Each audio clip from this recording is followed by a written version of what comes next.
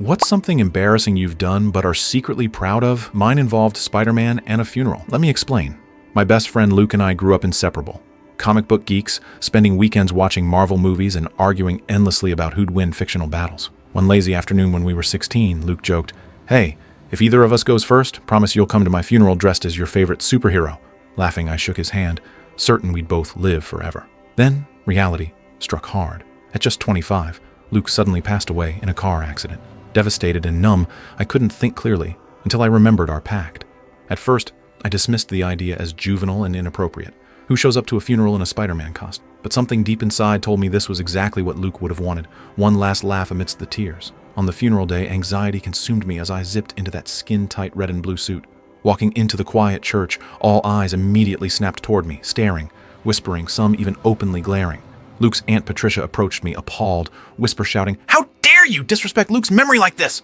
Her words stung, but I silently took my seat near the front.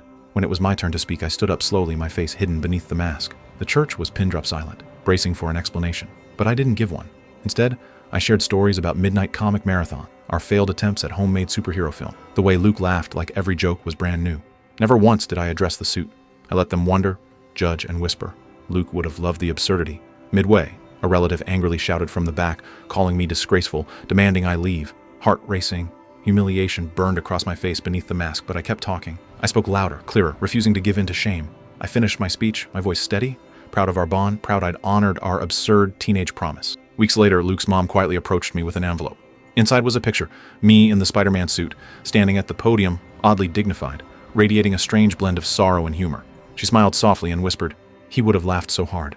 Today, that photo is framed on my wall, next to Luke's favorite comics. Whenever someone visits and asks, puzzled or amused, about Spider-Man at a funeral, I just smile. The truth is, sometimes honoring someone means being willing to embarrass yourself. Despite the whispers, judgments, and angry words, I'd do it all over again in a heartbeat. Because friendships aren't measured by what's proper.